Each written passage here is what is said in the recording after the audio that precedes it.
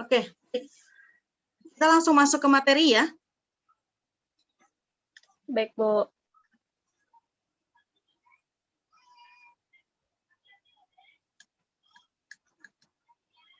Oke, materi untuk pertemuan 1 mata kuliah APSI adalah tentang pengutipan ya. Nah, di sini dicontohkan pengutipannya menggunakan American Psychological Association Style ya. Jadi menggunakan style apa gitu ya. Nah, di mana sih kita bisa lihat kutipan-kutipan ini gitu ya. Gimana sih kita lihat nanti, oh gimana caranya kalau misalkan nanti ini digunakan pada saat kalian membuat KKP atau membuat tugas akhir gitu ya. Nah, kalau membuat skripsi nanti kutipannya akan berubah menjadi style IEEE gitu ya. Gimana caranya ngubah dari kutipan yang udah kita buat dari AVA ubah ke IEEE, dan bagaimana membuat daftar pustakannya antara pengutipan menggunakan apa dan menggunakan IEEE, misalkan seperti itu ya. Nanti kita praktekkan. Nah, di sini apa itu penelitian? Ya, research. Penelitian dilakukan karena ada masalah. Ya, di mana masalah penelitian sendiri muncul karena ada latar belakang masalah, gitu ya. Jadi kalau misalkan nanti kalian mengajukan misalkan judul skripsi, yang pertama kali ditanya oleh dosen pembimbing adalah apa masalahnya, gitu. Apa masalahnya gitu. Lalu kalau kalian nggak bisa jawab, ya judulnya pasti ditolak. Gitu. Kenapa? Karena masalahnya itu yang harus penting. Gitu. Yang paling awal dasar adalah masalah. Sehingga bagaimana membuat solusi atas masalah tersebut. Gitu ya. Itu yang disebut dengan riset. Gitu ya. Jadi penelitian dilakukan karena ada masalah. Gitu ya. Penelitian dilakukan secara terencana. Ya, sistematis, berulang-ulang, dan terukur. Misalkan contoh, kalian ingin membuat sistem informasi diagnosa penyakit, diagnosa COVID misalkan. Berarti kan di sana masalahnya adalah, oh ternyata selama ini orang-orang yang sakit, yang punya gejala COVID itu banyak yang nggak mau ke rumah sakit ataupun ke fasilitas kesehatan. Kenapa? Karena mereka akan dijudge, oh ini COVID gitu. Misalkan mereka nih nggak tahu nih bedanya antara penyakit COVID, sakit karena virus COVID atau sakit karena flu biasa gitu ya. Nah, kita buatlah suatu sistem informasi. Tujuannya untuk apa? Oh, yang tadi masalahnya adalah tadi karena mereka ini nggak mau ke rumah sakit, nggak mau ke fasilitas kesehatan untuk cek apa yang dirasakan gitu. Akhirnya COVID ini penyebarannya masif, marak gitu.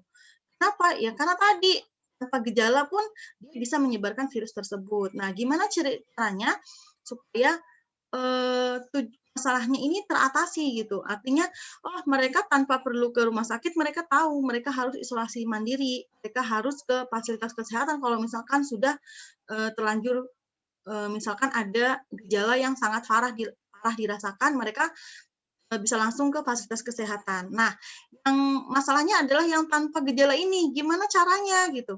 Oh, kita buatlah suatu sistem informasi yang bisa pengguna lakukan untuk mendeteksi secara mandiri nih, apakah gejala yang dia rasakan itu termasuk COVID-19 atau flu biasa gitu. Jadi kalian bikin sistem informasi, expert system namanya, sistem pakar.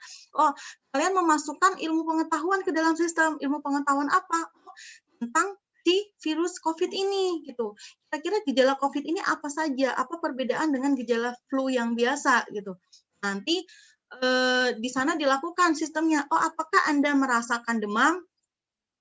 Si pasien jawab misalkan tidak. Oh, tidak. Apakah Anda merasakan kehilangan penciuman gitu kan? Ya, gitu. Oh, ternyata lah dengan merasakan kehilangan penciuman itu menjadi salah satu misalkan namanya ciri-ciri dari penyakit COVID gitu. Nah, maka sistem akan menampilkan, oh, kemungkinan besar sekian 90% Anda terinfeksi COVID. Nah, nanti di sistem tersebut akan ditampilkan solusinya juga. Nah, itu salah satu penelitian itu harus terencana. apa nih masalahnya, lalu gimana sih penyelesaiannya, gimana cara ngebangun sistemnya, gitu kan. Solusi yang ditawarkan efektif atau tidak, gitu. Lalu dilakukan secara berulang-ulang. Oh, ternyata dengan sistem yang ada, ternyata yang selama ini COVID ini ada, misalkan ada mutasi virusnya, misalkan. Ternyata sistem kalian masih sistem yang lama, gitu. Nah, mutasi virus ini gejalanya apa aja? Itu sistem akan dilakukan update secara berulang-ulang. Sehingga apa? Tadi, sistem atau sistem informasi yang dihasilkan itu selalu terupdate, gitu ya, dan terukur, gitu ya. Nah, itu contoh dari penelitian. Jadi, kan cari dulu nih masalahnya apa, gitu ya. Lalu, gimana cara penyelesaiannya, gitu. Nanti solusi yang ditawarkan apa, gitu. Metode yang digunakan apa. Nah, itu semua harus kalian tanya nih pada diri kalian yang melaksanakan research, gitu ya. Berikutnya, penelitian harus memiliki orisinalitas dan kebaruan. Tadi, kalau kalian membuat sistem informasi harus yang barukan. Dan orisinalitas artinya apa? Ya, itu karya kalian sendiri. Baru, oh itu baru nih, baru baru hit masalahnya gitu. Oh, kalian langsung bikin sistem informasinya. Apa nih gitu. Misalkan tadi expert system untuk pendeteksi COVID, misalkan sistem informasi untuk penyebaran COVID, misalkan pasien-pasien yang sudah terdeteksi misalkan di fasilitas kesehatan kayak puskesmas, dia pergi kemanapun itu harus mengaktifkan GPS, artinya kemanapun pasien ini pergi dia selalu bisa dipantau penyebaran. Kalau misalkan nanti ternyata pasien ini dalam rentang waktu 14 hari dia positif, nah bisa dilakukan dia ini udah kemana aja nih, gitu kan? Bisa dilakukan pencarian jalurnya aja kemana, tracking jalurnya dia kemana aja gitu. Nah itu kan sistem informasi terbarukan, baru sekarang ini ada gitu. Dulu kan nggak ada gitu kan? Karena COVID juga baru adanya sekarang gitu. Misalkan kalian buat lagi nih, sistem informasi untuk misalkan obat tradisional untuk penyakit COVID, kan belum ada dulu kan. Nah, sekarang misalkan kira-kira, ada nih COVID nih, resep herbalnya ada loh kayak gini gitu. Nah, ini nanti tumbuhan-tumbuhan herbal ini fungsinya apa saja? Seberapa besar tumbuhan herbal ini berpengaruh ke pasien COVID gitu. Nah, itu namanya knowledge system. Artinya kalian membuat sistem informasi yang memetakan pengetahuan. Nah, itu knowledge management system namanya. Nah, itu terbarukan karena belum ada gitu ya. Nah, itu beberapa contoh penelitian yang bisa kalian ambil bahwa penelitian itu tadi harus ada masalah, harus terencana dan sistematis penyelesaiannya. Ketiga harus originalitas dan memiliki kebaruan gitu ya. Saya rasa cukup dipahami ya. Itu penelitian ya. Nah, contoh ini komparasi penelitian. Nah, misalkan kalau kalian kuliahnya D3 gitu ya, penelitiannya masih dalam tahap pengembangan sistem. Ya, pengembangan sistem informasi. Nah, karakternya apa ya? Menguasai skill teknis. Jadi, kalau yang namanya kalian kuliah D3 tugas akhirnya itu bisa ke pengembangan sistem. Artinya kalian bisa bikin program gitu. Kalau D3 dia bisa program. Nah, lalu kalau S1 apa? Oh, misalkan S1 ini sistem skripsinya atau tugas akhirnya adalah sistem cerdas berbasis neural network untuk prediksi harga saham. Karakternya menguji teori, ada pengembangan software. Ya, jadi kalau di D3 dia cuman ya udah bikin program aja gitu. Nah, kalau yang S1 kalian harus menguji metode. Sama kayak tadi. Oh, kalian melakukan penelitian misalkan membuat sistem informasi deteksi penyakit COVID. Nah, dari apa nih yang kalian uji? Kalian menggunakan metode misalkan forward chaining. Forward chaining artinya satu metode dari sistem pakar untuk mengetahui ya maju nih alur penalaran kalian, penalaran sistemnya itu maju. Misalkan forward chaining, ada backward chaining. Kalau forward chaining itu contohnya kayak gini. Penalaran maju, oh dia dari gejala dulu nih. Ditanya nih, sistemnya akan menampilkan gejala. Nanya dulu ke usernya, apakah Anda merasakan demam? ya. Apakah Anda merasakan pusing, misalkan? Apakah Anda merasakan ciumannya hilang? Nah, itu nanti kesimpulannya adalah Anda menderita penyakit ini. Nah, itu contoh forward chaining. Jadi, penalarannya maju dari gejala dulu ke penyakit gitu. Nah, kalau yang dia misalkan metode di sistem tadi aplikasi expert system itu kalian pakai metodenya backward chaining. Backward chaining adalah penalaran mundur. Artinya misalkan contoh tadi, kalian membuat sistem informasi obat herbal, tanaman herbal untuk penyakit misalkan. Nah, itu kan ada tanaman herbal apa? Disebutkan misalkan, kunyit untuk penyakit apa aja nih? Nah, berarti dia dari penyakit awalnya dia mundur ke gejala. Jadi ketahuan nih gejala, kalau gejalanya ini, bisa loh dengan obat ini gitu. Jadi kalian cukup mencari namanya apa, nanti akan tampil tanaman ini fungsinya untuk apa. Nah, itu dia dinamakan alurnya backward chaining, mundur gitu. Jadi tadi ya, beda ya dari gejala ke penyakit atau dari keterangan sampai ke kesimpulan, itu backward. Gitu ya.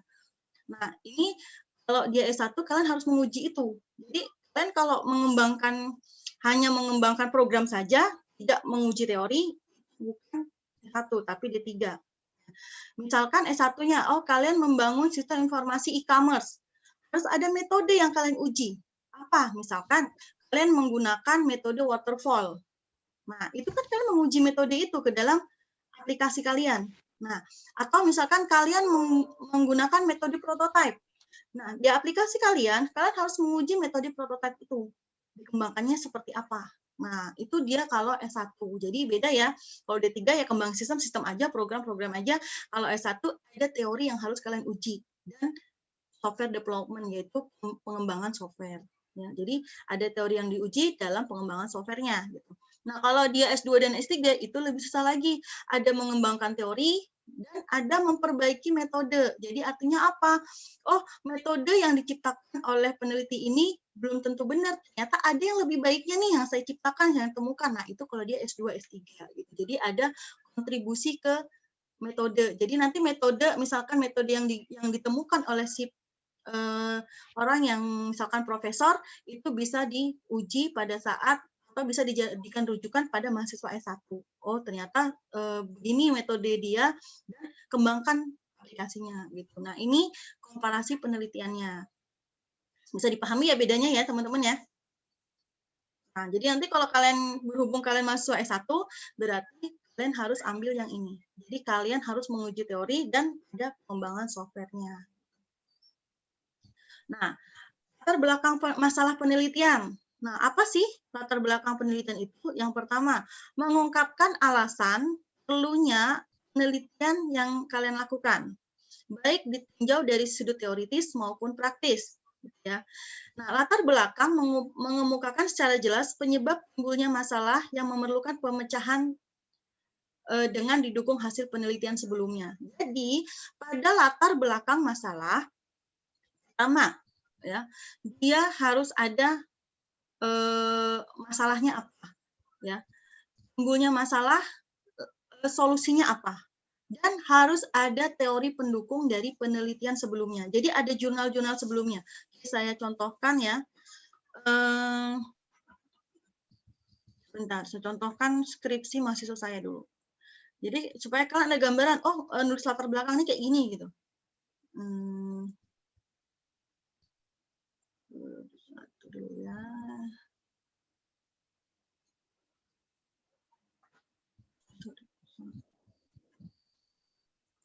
Sebentar.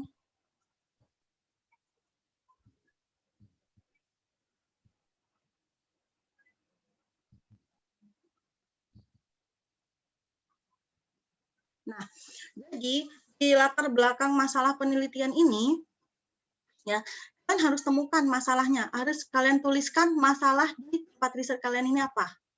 Nah, misalkan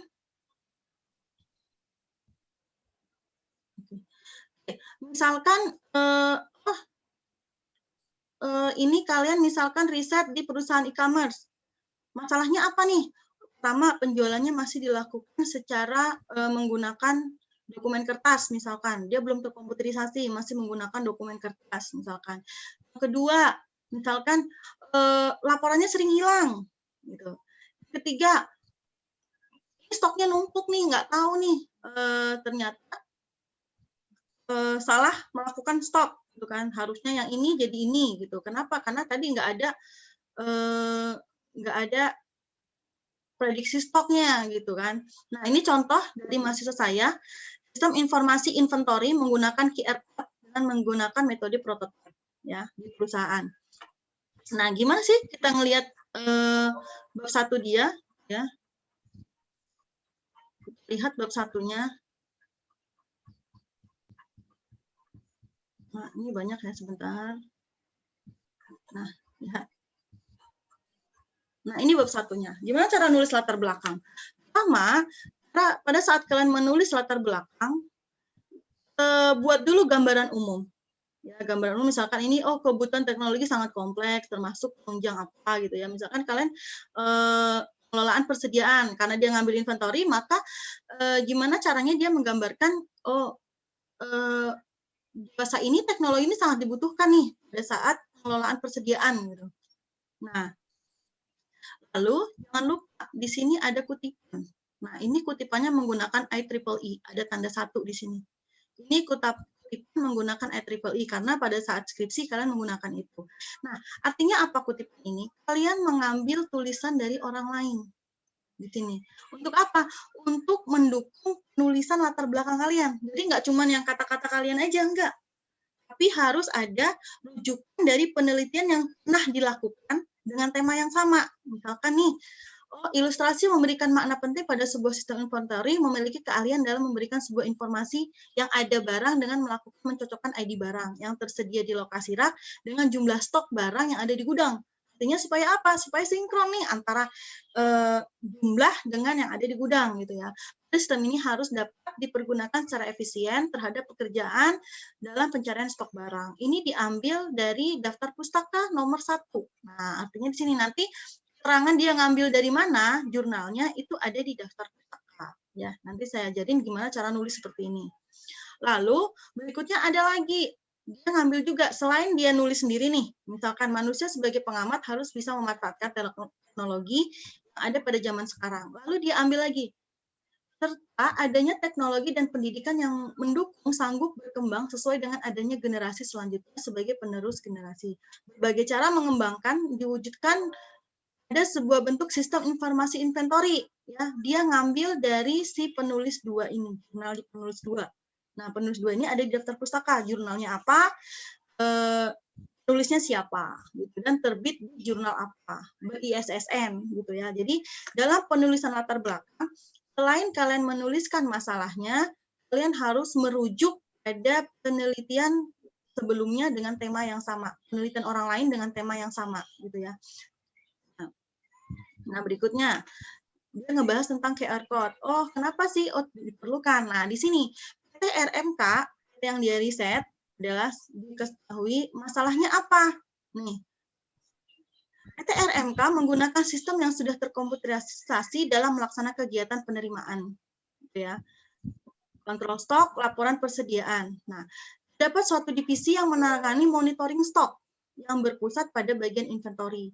Nah, akan tetapi dalam melaksanakan suatu sistem masih terdapat kekeliruan. Nah, ini masalahnya nih dari perusahaan. Jadi kalian harus cari nih masalahnya apa nih di perusahaan. Gitu. Kalian tuliskan di latar belakang. Nah, setelah tadi kalian membahas gambaran umum tentang inventory, ambil dari penelitian sebelumnya, lalu kalian bahas masalah di tempat penelitian kalian atau tempat riset kalian. Nah, di sini dituliskan masalahnya apa. Oh, di sini pada bagian inventory masih terdapat kesulitan dalam menjalankan pekerjaan seperti pengeluaran barang yang masih dicatat pada kartu stok sebelum input ke dalam sistem dan persediaan stok masih menghitung satu persatu, artinya dihitung manual nih, dan hasilnya baru diinput ke dalam sistem. Nah, ini kurang efisien dirasa, berarti ini artinya dia menawarkan suatu solusi hingga kurang efisien dalam melakukan pekerjaan yang harus diselesaikan dalam waktu cepat. Nah, berdasarkan penjelasan, maka diambillah perancangan kerangka kerja sistem inventory menggunakan QR code sebagai identitas barang agar pekerjaan lebih efektif. Jadi cukup scan barang, sudah ketahuan nih stoknya di gudang berapa, di ini berapa, yang di input berapa, seperti itu. Jadi sudah ketahuan stoknya berapa, dia menggunakan aplikasi QR Code, seperti itu. Nah, ini contoh penulisan latar belakang. Jadi jelaskan gambaran umum, ya, ambil penelitian yang mendukung penulisan latar belakang dengan tema yang sama, lalu jelaskan masalah penelitian dari tempat risetnya apa, dan berikan kira-kira solusi apa yang ditawarkan. Oh, berarti di sini membuat sistem informasi, yaitu perancangan kerangka kerja sistem inventory menggunakan QR Code. Ini adalah solusi yang ditawarkan. Ini baru penulisan latar belakangnya. Sampai sini bisa dipahami contohnya, teman-teman? Pusing ya? Enggak ya? Bisa ya? Nah, itu contoh penulisan latar belakang. Jadi nanti untuk mata kuliah penulisan latar belakang, kalian bisa riset-riset ke jurnal-jurnal atau ke skripsi-skripsi yang ada di repositori kampus, gitu ya. Nah, setelah latar belakang, nah ini, secara umum pentingnya penelitian dapat disebabkan karena adanya fenomena tertentu, ya. Menunjukkan adanya celah. Tadi kan fenomena tertentu, misalkan kayak COVID nih, oh kalian bisa jadikan penelitian nih. Risetnya di mana? Bisa, misalkan kalian riset di puskesmas gitu ya, di puskesmas, atau langsung ke apa yang dibentuk pemerintah untuk cepat tanggap COVID. Nah, itu bisa juga di situ. Nah, itu sudah ada badan sudah legal gitu ya, sudah ada SK berdirinya. Lalu berikutnya, setelah atau gap, hasil penelitian menunjukkan adanya perbedaan hasil-hasil penelitian yang dilakukan oleh peneliti tertentu dengan peneliti lainnya. Jadi misalkan, oh tadi pada saat sistem inventory di penelitian sebelumnya dia cuma menggunakan web misalkan. Jadi admin yang input nih satu-satu datanya gitu.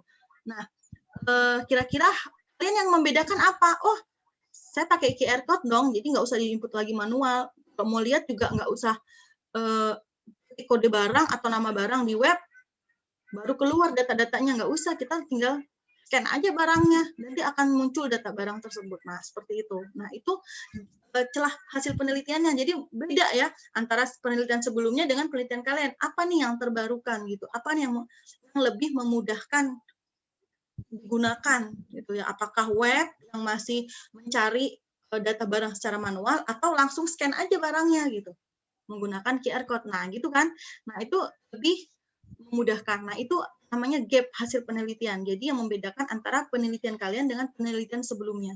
Nah, di skripsi kalian juga seperti itu. Jadi kalau kalian akan ditanya nih pada saat ini, apa sih yang membedakan skripsi kalian dengan skripsi dengan penelitian yang lain? Misalkan kayak e-commerce, apa yang membedakan? Apakah skripsi penelitian kalian ini apa program yang kalian buat lebih baik dari yang udah ada di pasaran misalkan? Apakah program yang kalian buat ini untuk e-commerce lebih baik dari Shopee, Tokopedia, atau Lazada yang sudah banyak digunakan masyarakat? Nah, seperti itu. Jadi, hati-hati memilih masalah penelitian pada saat skripsi. Karena di sidang itu pasti akan disidang gitu kan. Akan ditanya apa kelebihan dari penelitian kalian gitu ya. Nah, ini contoh secara umum ya, karena adanya sesuatu. Nah, bagaimana merumuskan masalah gitu ya? Menentukan perumusan masalah. Pertama, masalah yang akan diteliti harus memiliki teoritis maupun implikasi praktik. Jadi ya, harus ada landasan teorinya. Lalu masalah yang diteliti menarik bagi peneliti dan sesuai dengan bidang ilmu yang dikuasainya. Jadi misalkan kalian nih kuliahnya ilmu komputer gitu ya. Kalian meneliti tentang pajak, kan nggak mungkin. Kenapa? Nggak sesuai dengan bidang penelitian kalian gitu. Kalau kalian kuliahnya ilmu komputer ya, kalian harus meneliti di bidang ilmu komputer gitu, jangan meneliti bidang yang lain, misalkan pajak atau perbankan, itu kan beda bidang dengan kalian. Nah, itu dalam merumuskan suatu masalah penelitian, yang pertama harus ada teoritisnya, yaitu ada dasar teorinya, yang kedua harus menarik dan sesuai bidang ilmunya. Ya. Nah, bagaimana pembatasan masalah penelitian? Nah, supaya nggak melebar kemana-mana, ya kalian harus bikin pembatasan masalah gitu. Misalkan kalian bikin suatu sistem sistem absensi karyawan, sistem kepegawaian tadi misalkan ada masuk penelitian saya tadi kepegawaian ya. Nah, di situ saya batasi kepegawaian itu cuman membahas tentang pengajuan cuti, pengajuan mutasi, ya, pengajuan cuti dan pengajuan mutasi kerja gitu. Jadi tidak dan membahas absensi misalkan. Jadi tidak membahas yang lain-lain kayak misalkan tunjangan, gaji, tidak. Jadi kepegawaian yang dibuat itu kalian harus batasi sendiri nih penelitian kalian. Kalau kalian nggak kebatasin itu akan sangat lebar kemana-mana. Misalnya tadi kepegawaian, oh kalian harus bikin absensi, harus bikin gaji, kalau mengajukan cuti bagaimana, kalau misalkan mau mutasi pindah bagaimana, mau mengajukan surat-surat segala macam bagaimana, gitu kan. Nah, itu akan sangat banyak.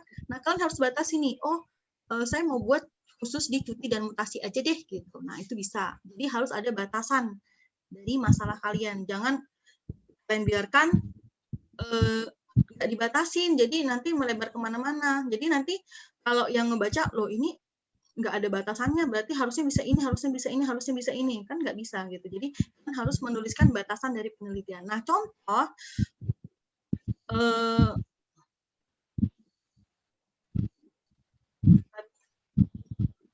contoh batasan tadi, contohnya nih ada di ruang lingkup biasanya. Nah, kalau pada saat skripsi, nah ada di ruang lingkup. Jadi batasan kalian itu ada di sini. Ya, jadi berdasarkan ini mengingat pada suatu sistem cukup luas sehingga akan membatasi ruang lingkup yang meliputi proses input data inventory, ya. Kemudian data digunakan sebagai identitas barang untuk proses pengeluaran dan penerimaan barang dan dijadikan laporan inventory. Jadi cuman dia data inventory, ya. Lalu ada proses pengeluaran dan penerimaan dan laporan. Udah itu aja. Jadi nggak usah melebar kemana-mana. Harus ada pada saat menghitung PO-nya atau bikin fakturnya, surat jalannya nggak usah ya. Jadi cukup batasi ruang lingkup di penelitian kalian di batasan di bagian ruang lingkup. Nah, jadi di sini ini penting pembatasan masalah penelitiannya ya. Tujuannya apa? Agar lebih fokus ya dan agar pembahasan lebih terperinci. Nah, bagaimana menulisan sumber kutipan tadi gitu ya. Nah, kutipan ada dua. Kutipan itu apa sih? Semua kalimat dan paragraf yang bukan berasal dari ide kalian. Jadi, kalian mau ngambil apapun boleh, harus mencantumkan kutipannya. Kenapa? Kutipan adalah semua kalimat dan paragraf yang bukan berasal dari ide atau tulisan kalian sendiri. Jadi, kalau misalkan kalian ngambil dari tulisan orang lain, terus tidak memasukkan kutipan dan data pustaka, itu akan di tulisan kalian itu plagiat gitu. Jadi deskripsi nanti kalian akan menggunakan cek plagiatnya menggunakan aplikasi Turnitin. Jadi itu ada. Jadi kalau misalkan kalian ngambil dari jurnal mana nih gitu. Ngambil dari jurnal mana ternyata kan nggak mencantumkan kutipannya. Nah, itu akan terdeteksi ke aplikasi plagiat. Jadi otomatis skripsi kalian akan ditolak. Gitu. Jadi hati-hati dengan kutipan ini. Nah, kutipan terdiri dari dua, kutipan tidak langsung dan kutipan langsung. Kutipan tidak langsung yaitu penulis mengambil ide orang lain, kemudian merangkainya dan kalimat sendiri. Lalu kutipan langsung yaitu penulis menulis ulang ide orang lain sesuai dengan aslinya. Nah, seperti ini. Nah, ini syarat-syaratnya. Nah, kita lihat untuk penulisan kutipan, misalkan. Nah, untuk penulisan kutipan, di sini saya menggunakan aplikasi Mendeley ya. Sebentar. Saya kira 10 menit lagi nih ya. Nah, misalkan di sini kalian ingin mengambil kata-kata atau kutipan dari jurnal orang lain. Misalkan di sini saya nah, di sini di saya ini ada di pertemuan 1 saya ada jurnal ya. Ini tadi jurnal ini skripsi mahasiswa saya ya, si Kak Yuda. Yuda, ini sudah diterbitkan ya, sudah diterbitkan dan sudah ber-ISSN. Nah, ini bisa kalian jadikan rujukan juga kalau misalkan nanti kalian ngambil judul sama inventory, sistem inventory. Nah, ini bisa kalian jadikan rujukan juga nih. Sistem inventory karena dia sudah ber-ISSN dan sudah terbit. Nah, misalkan kalian mau ngambil dari kutipan si Kak Yuda ini. Nah, kalian mau ngambil kutipan dari Kak Yuda ini. Caranya gimana? Nah, caranya adalah ini jurnalnya itu kalian download dari Google Scholar. Makanya tadi saya bilang Google Scholar ini sangat penting. Misalkan di sini kalian download nih, kalian cari ketik-ketik gitu ya, sistem inventory menggunakan QR code. Ini kalian download itu langsung ke PDF-nya. Nah, misalkan cara downloadnya, kalian klik saja nih mana judul yang mendukung tulisan skripsi kalian, tulisan penelitian kalian. Misalkan tadi. Nah, ini ketika kalian menggunakan Google Scholar itu bisa langsung kalian klik dan kalian download PDF-nya gitu ya. Ini saya asumsikan sudah terdownload di sini. Kalian buka aja Google Scholar, kan mana yang mau kalian ambil itu udah langsung PDF biasanya kalau jurnal-jurnal itu ya. Nah, ini udah ada di sini misalkan sudah kalian download, lalu di Mendeley-nya kalian buka kalian install dulu, setelah itu kalian buka aplikasi Mendeley. Nah, di sini di add file. Nah, di add file ini kalian masukkan dulu ke dalam Mendeley-nya. Nah, di add file. Nah, di add file kalian masukkan nih file yang sudah kalian download tadi. Mana data pengajar. Benar, kapsi. Nah, misalkan nih punya Kak Yuda, saya masukkan 2 nih.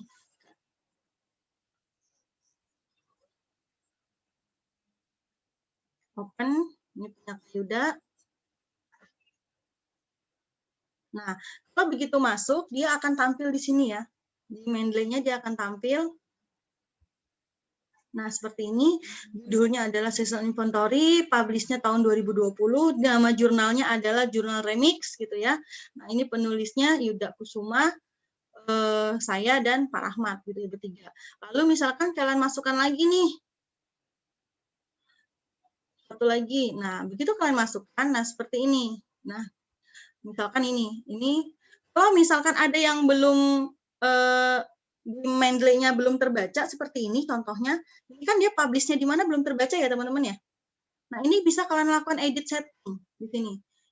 Kenapa? Karena nanti akan berpengaruh di daftar pustaka. Jadi kalau misalkan ada yang belum lengkap, kalian edit saja.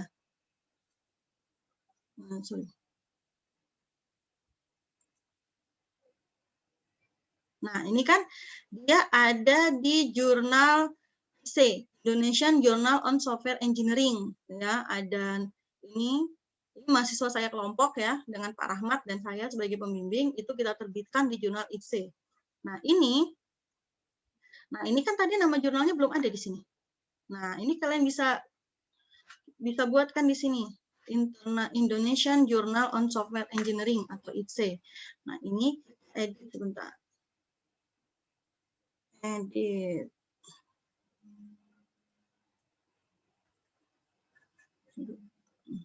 Mana ya editnya ya? Sebentar ya.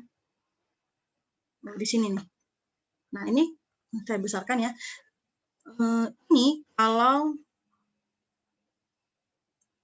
ini kalau kalian lihat saat kalian klik di sebelah sini ada details nih, sebelah kanan. Nah, ini kan kalau Yuda nih nama jurnalnya sudah ada gitu ya. Year-nya 2020. Nah, ini autornya. Perhatikan, ini autornya hanya 1 Yuda. Padahal kalau kalian buka, nah ini autornya ada 3. Yuda Kusuma, Rahmat Hidayat, dan saya, Wisnu Budiarti gitu ya. Nah, ini kalau misalkan penelitiannya keterangan di autornya belum lengkap, ini kalian harus input lagi. Misalkan berarti nama belakang dulu ya. Tadi kan nama depannya Yuda Kusuma nih. Yuda Kusuma. Nah, input dulu nama belakangnya. Misalkan di sini Hidayat Rahmat. Nah, lalu ada Budiarti Wisnia. Nah, seperti ini. Dia akan secara otomatis mengubah sendiri. Nah kan sudah lengkap di sini. Nah, ini apa fungsinya? Akan berpengaruh nanti pada daftar pustaka. Nah, ini sudah lengkap. Nah, kalau belum lengkap, kalian tambahkan nih. Ini nama jurnalnya belum ada, tapi tadi jurnalnya ITC misalkan. Nah, kalian tinggal lihat saja. Nah, ini akan muncul. Nah, berpengaruh di mana sih keterangan ini nantinya di daftar pustaka? Lihat ya, setelah filenya kita masukkan ke Mendeley, kita lihat di desktopnya. Misalkan kita mau mengutip kalimat ini, misalkan ya, belum ada ya. Nah, misalkan ada kalimat yang akan kita kutip di jurnal tersebut. Misalkan di sini kita akan mengutip kalimat ini. Misalkan ya, kalimat ini program ini meliputi. Nah, misalkan kita akan kutip sampai sini. Sampai sini misalkan. Nah, ini kita copy ya. Kita copy lalu di Word-nya. Nah, kalau dia menggunakan alpha misalkan menurut. Nah, di sini menurut kita langsung pilih reference. Di sini menu reference. 2 menit lagi ya. Di menu reference, insert citation. Jadi kalau Mendeley ini kan diinstal secara online. Nanti kalau kalian install Mendeley, dia akan di Word kalian akan otomatis terkoneksi nih. Jadi bisa langsung insert citation, go to Mendeley. Nah, ini siapa tadi artikelnya? Punya Yuda. Kita klik saja Yuda. Lalu di sini cite. Nah, di sini ada cite. Nah, akan tampil nih.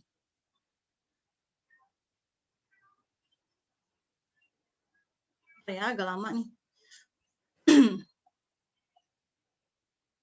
Nah, ini menurut satu. Kenapa? Karena style di sini IEE. Nah, kita akan ubah ke style apa? Association.